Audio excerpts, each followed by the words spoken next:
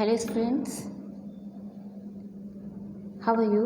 I am Vinita Srivastav, class 10th Biology, chapter 1, Life Processes. Topic is Nutrition in Humans. Students, nutrition in human beings, human digestive system.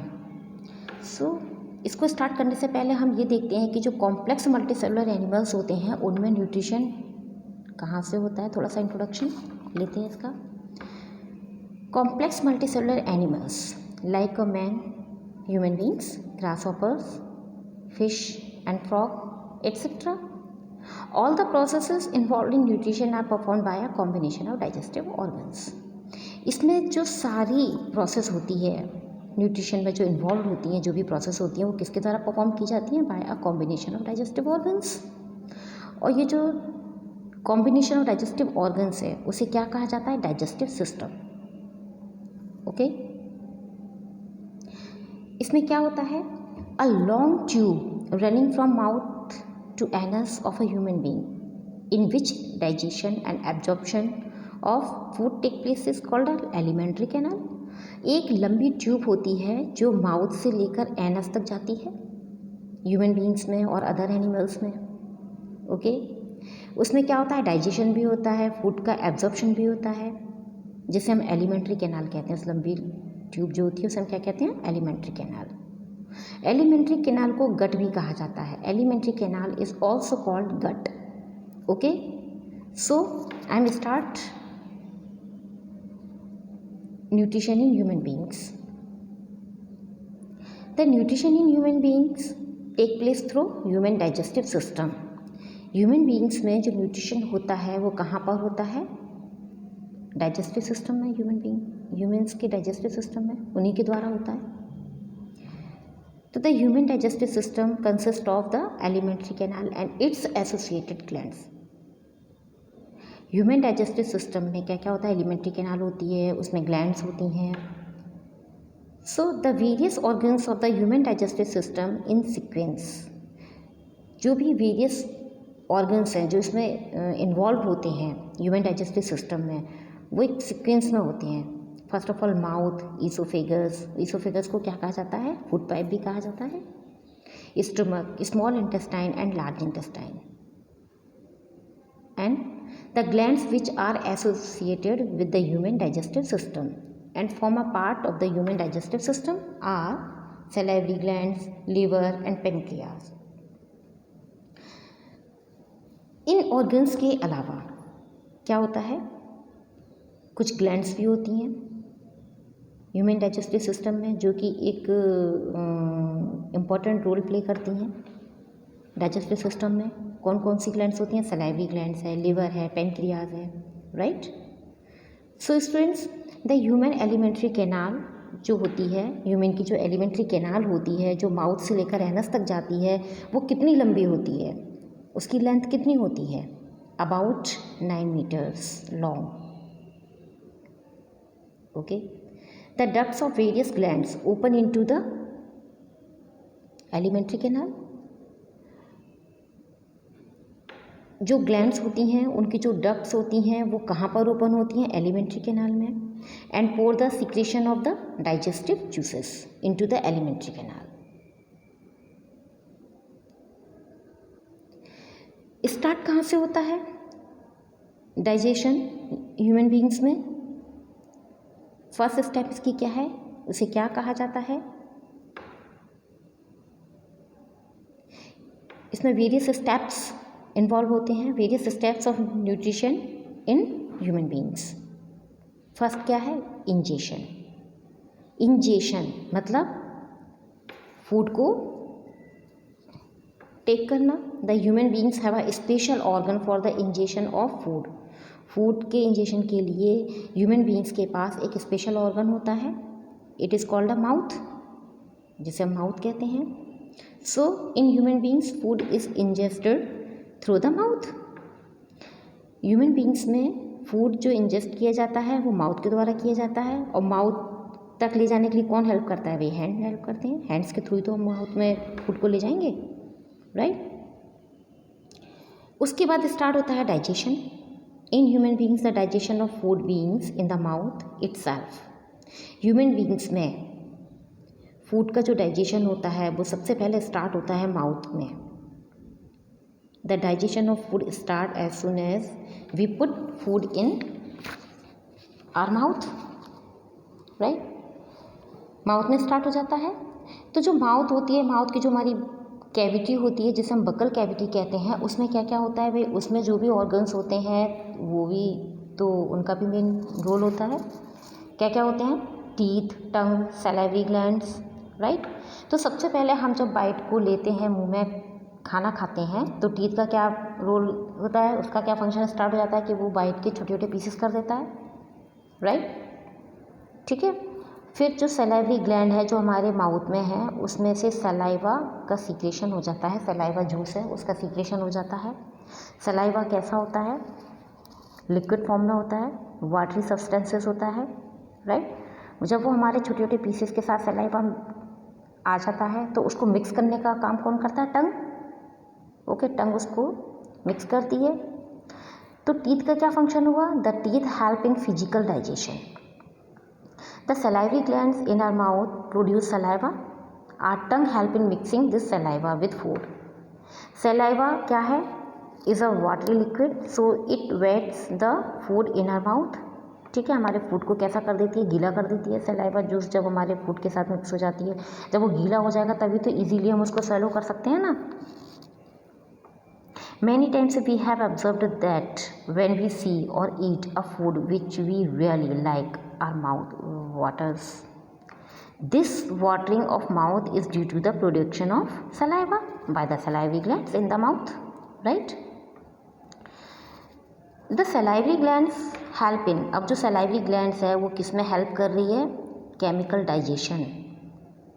Chemical digestion में help कर रही है. क्यों? किसके द्वारा? By secreting enzymes. उसमें से salivary जो होती है ग्लैंड्स, उसमें से सलाइवा जो का सीक्रेशन होता है, उसमें क्या होता है? एंजाइम होते हैं. एंजाइम होता है उसमें. तो the human saliva contains, human के सलाइवा में कौन सा एंजाइम कंटेन्स होता है? कौन सा एंजाइम होता है? Salivary amylase, right. वो क्या करता है? विच digest the starch present in food into sugar. The digestion of starch का जो डाइजेशन होता है वो स्टार्ट हो जाता है हमारे माउथ में ही. Starch means carbohydrates. वही फूड हमारे माउथ में बहुत कम टाइम के लिए रहता है. डाइजेशन तो स्टार्ट माउथ से हो जाता है लेकिन बहुत कम टाइम के लिए होता है, इसलिए इनकम्प्लीट डाइजेशन होता है हमारे माउथ में, राइट. अब फूड क्या करेगा? देखिए, यहाँ पर फूड जैसे ही माउथ में हम जैसे उसमें सलो करते हैं तो सलोड होता हुआ वो क्या होता है? Swallowed by the tongue and goes down the food pipe. अब क्या होता है? मुंह से कहाँ पर जाएगा? फूड पाइप में जाएगा, जिसे हम ईसोफेगस कहते हैं, है ना. तो the oesophagus carries food to the stomach. Oesophagus का क्या फंक्शन है? वो फूड को लेकर जाता है कहाँ पर? स्टमक तक. लेकिन कैसे जाएगा? जो फूड पाइप की वॉल्स होती हैं, है ना, उसमें मसल्स होती हैं. तो वो क्या करती हैं? वो muscles contract and expand alternately. Okay, तो क्या होगा? तो the walls of food pipe have muscles which can contract and expand alternately. When the slightly digested food enters the food pipe, the walls of food pipe start contraction and expansion movement. तो जो food pipe की जो walls हैं वो start कर देती हैं contraction and expansion movement start हो जाता है. इस तरह के मूवमेंट को क्या कहा जाता है? Contraction and expansion movement of the walls of food pipe is called a peristaltic movement. Okay. So students, this peristaltic movement of food pipe pushes the slightly digested food. वो बहुत आराम से धीरे धीरे डाइजेस्टेड फूड को क्या करते हैं? पुश करते हैं. कहाँ पर जाने के लिए? स्टमक में. In fact the peristaltic movement moves the food in all the digestive organs through out the alimentary canal, right. अब बात आती है स्टमक की, क्योंकि भाई वहाँ से वो स्टमक में आ गया फूड हमारा। तो द स्टमक कैसा है? स्टमक है J shaped organ. The stomach is a J shaped organ present on the left side of the abdomen. हमारे एब्डोमेन के लेफ्ट साइड में स्टमक प्रेजेंट होता है, जिसका शेप कैसा होता है? J shaped. The food is further digested in the stomach. उसके बाद फूड कहाँ डाइजेस्ट होगा? स्टमक में। The food is churned in the stomach for about 3 hours. कम से कम 3 आवर्स तक फूड हमारे स्टमक में रहता है। During this time the food break down into still smaller pieces and form a semi solid paste. अब और भी छोटे छोटे पीसेस में ब्रेक डाउन होता है फूड, और किस फॉर्म में आ जाता है? Semi solid paste. Okay. The stomach wall contains 3 tubular glands. Stomach में भी 3 ट्यूबुलर ग्लैंड्स होती हैं उसकी वॉल्स में। कौन कौन सी ग्लैंड्स प्रेजेंट होती हैं?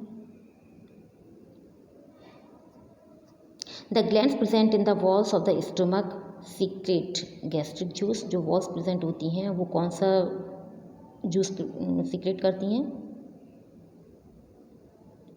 Gastric juice.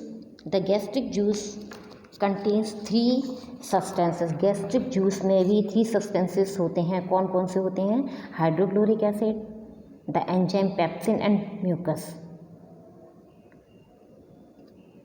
Due to the presence of hydrochloric acid, the gastric juice is acidic in nature.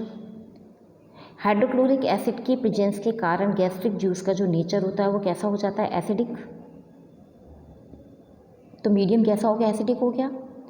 The enzyme pepsin begins the digestion of proteins present in food to form smaller molecules.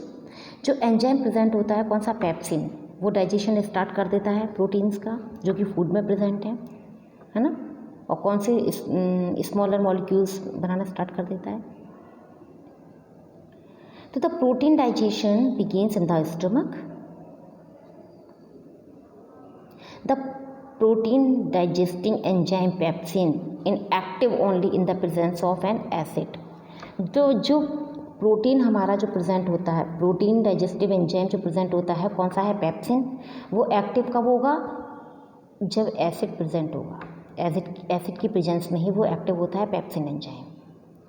So the function of hydrochloric acid in the stomach is to make the medium of gastric juice acidic so that the enzyme pepsin can digest the protein properly. इसके अलावा hydrochloric acid का और क्या function है? Hydrochloric acid जो present होता है हमारे स्टमक में, उसका फंक्शन एक और है कि हमारे फूड के साथ जो भी बैक्टीरिया एंटर कर जाते हैं स्टमक में, उनको ये हाइड्रोक्लोरिक एसिड किल कर देता है। ठीक है, उनको तो उसने किल कर दिया, लेकिन हाइड्रोक्लोरिक एसिड जब हमारे स्टमक पर प्रेजेंट है तो इसका मतलब है कि वो स्टमक को भी तो कोई हार्म पहुंचा सकता है, लेकिन नहीं पहुंचाएगा। क्यों? प्रेजेंस ऑफ म्यूकस हेल्प करता है हमारे स्टमक को हार्म पहुंचाने से। मतलब क्या हुआ कि the mucus help to protect the stomach wall from its own secretion of hydrochloric acid. If mucus is not secreted, hydrochloric acid will cause the erosion of inner lining of stomach leading to the formation of ulcer in the stomach. अगर hydrochloric acid हमारे stomach में present नहीं होगा तो किसका erosion start हो जाएगा भाई? जो हमारे स्टमक की इनर लाइनिंग है ना, उसके कारण क्या होगा? अल्सर, स्टमक में अल्सर हो जाएगी, एक डिसीज़ होती है ulcer.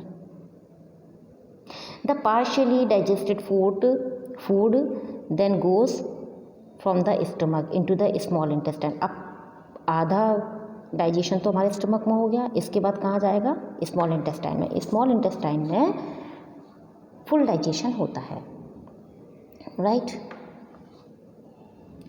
The form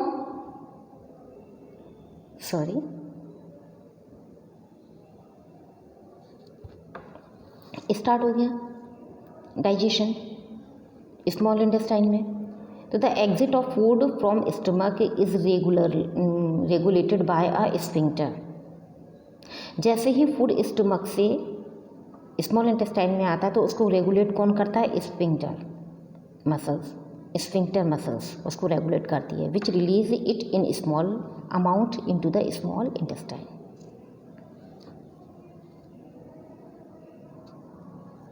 right.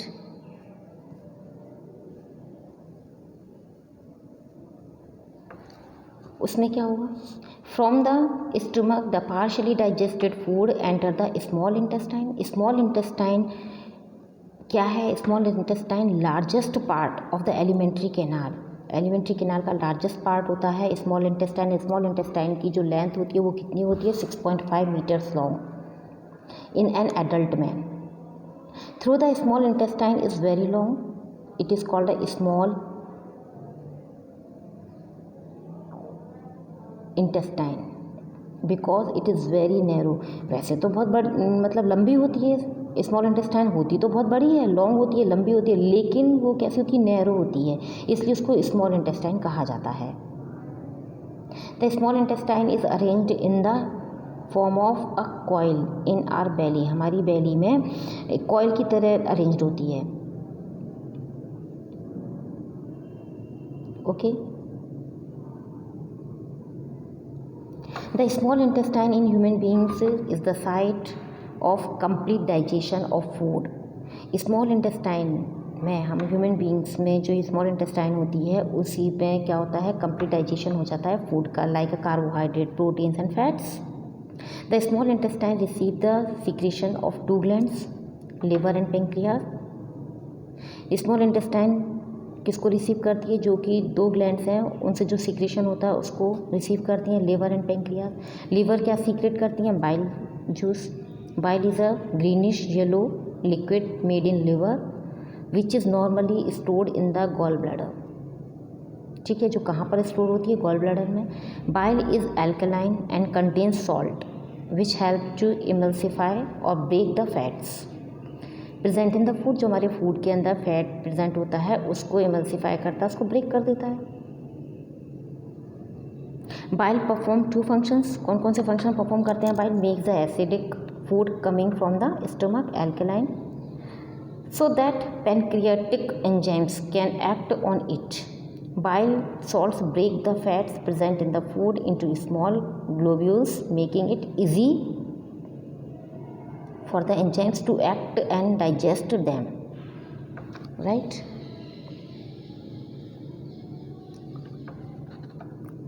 Pancreas क्या है, pancreas is a large gland which lies parallel to and beneath the stomach.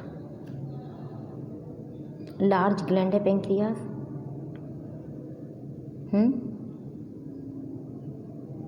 Pancreas secret, pancreas से क्या किसका सीक्रेशन होता है, पेंक्रियाटिक जूस का। उसमें क्या होता है, डाइजेस्टिव एंजाइम्स होते हैं। कौन कौन से होते हैं, pancreatic, amylase, trypsin and lipase enzymes present होते हैं। The enzyme amylase break down the starch. Amylase का क्या फंक्शन है, वो स्टार्च को ब्रेक डाउन कर देता है। द एंजाइम ट्रिप्सिन डाइजेस्ट कर देता है किसको, प्रोटीन्स को। And enzyme lipase break down करता है एमल्सिफाइड फैट्स को, right. The walls of small intestine contain glands which secrete intestine juice.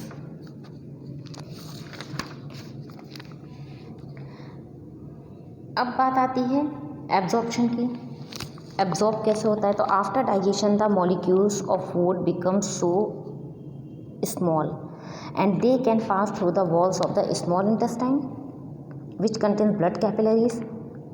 Digestion के बाद जो फूड का जो मॉलिक्यूल्स होता है वो कैसा होता है, सो स्मॉल, और छोटे छोटे हो जाते हैं, जो कि पास होते हैं किसके द्वारा, through the walls of the small intestine, जिसमें क्या होते हैं, ब्लड कैपिलरीज होती हैं, and go into our blood, फिर हमारे ब्लड में चला जाता है। This called the absorption. The small intestine is the main region for the absorption of digested food.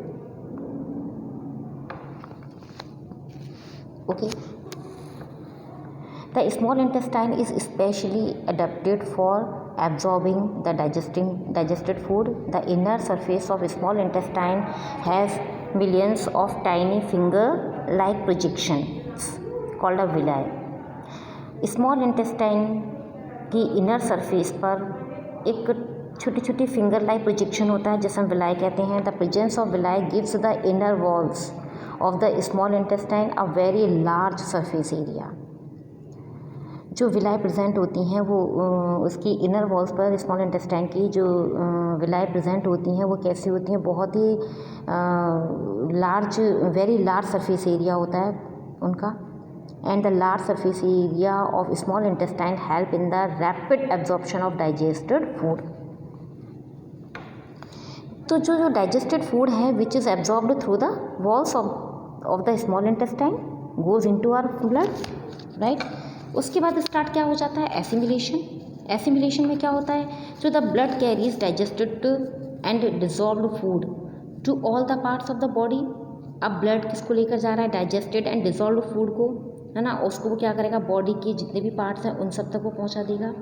Where it becomes assimilated as part of the cells. This assimilated food is used by the body cells. जो assimilated food है अब वो किसके द्वारा use हो जाएगा, body cells के द्वारा, for obtaining energy as well as for growth and repair of the body, है ना. सेल्स के थ्रू वो यूज़ किया जाएगा, उससे एनर्जी ऑब्टेन की जाएगी और ग्रोथ होती है उससे बॉडी की. हमारे बॉडी पार्ट्स में जो भी कट या जो भी हमारा डैमेज पार्ट हो जाता है उसको रिपेयर करती है. The energy is released by the oxidation of assimilated food in the cells during respiration. The digested food which is not used by our body immediately. जो digested food है वो हमारी बॉडी के द्वारा immediately यूज़ नहीं होता है, वो कहाँ होता है, is stored in the liver in the form of carbohydrate called glycogen. वो लिवर में स्टोर होता है किस फॉर्म में, कार्बोहाइड्रेट की फॉर्म में, जिसे हम ग्लाइकोजन कहते हैं. This stored glycogen can be used as a source of energy. यही ग्लाइकोजन यूज किया जाता है किसे, used as a source of energy by the body as and when required, जहाँ जिसकी जिस तरह से रिक्वायरमेंट होती है उसके अकॉर्डिंग. लास्ट जो स्टेप है वो है इजेशन. मतलब क्या हुआ, मतलब फूड हमारा डाइजेस्ट हो गया है. डाइजेस्ट होने के बाद जो अनडाइजेस्टेड पार्ट जो बचता है उसको बॉडी से बाहर निकालना. A part of the food which we eat cannot be digested by our body. This undigested food cannot be absorbed in the small intestine. जो पार्ट हमारा स्मॉल इंटेस्टाइन के द्वारा डाइजेस्ट नहीं किया जाता है तो the undigested food passes through from the small intestine into a wider tube. अब जो पार्ट हमारा डाइजेस्ट नहीं हुआ है स्मॉल इंटेस्टाइन में वो एक वाइडर यानी कि चौड़ी ट्यूब में, जिसे हम क्या कहते हैं, लार्ज इंटेस्टाइन. होती तो छोटी है लंबाई में लेकिन वैसे बहुत ब्रॉड वाइडर होती है ना. इसलिए उसको क्या कहा जाता है, लार्ज इंटेस्टाइन. वहाँ पहुँचा दिया जाता है अनडाइजेस्टेड फूड को. It is called a large intestine because it is quite wide tube. Okay, तो the walls of large intestine absorb most of the water from the undigested food. अब large intestine का क्या, उसमें क्या होता है, उसकी जो वॉल्स होती हैं, जो अनडाइजेस्टेड फूड होता है उसमें जितना भी वाटर होता है ज़्यादा से ज़्यादा वाटर को एब्जॉर्ब कर लिया जाता है. तो वो फूड कैसा हो जाता है, जो अनडाइजेस्टेड पार्ट है वो और भी ज़्यादा ड्राई हो जाता है और सॉलिड हो जाता है ना. इसके द्वारा एब्जॉर्ब कर लिया जाता है. उसकी वॉल्स में भी क्या प्रेजेंट होती हैं, villi. Due to this the undigested part of food becomes almost solid. Okay, the act of expelling the feces is called the egestion of defecation. This exit of feces is controlled by the anal sphincter. अब जो feces जो बचता है, जो undigested part होता है, वो किसके द्वारा कंट्रोल किया जाता है, स्फिंक्टर के द्वारा. स्फिंक्टर कहाँ पर प्रेजेंट है, एनाल पर भी प्रेजेंट है sphincter. Okay,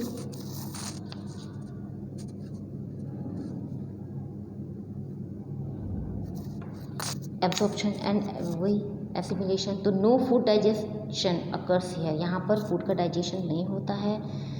absorption of water and mineral salt. यहाँ पर वाटर मिनरल सॉल्ट का एब्जॉर्प्शन हो जाता है और जो वेस्ट जो बचता है वो कॉम्पैक्ट सॉलिड वेस्ट बचता है केवल. Right students, I hope you understand. Thank you.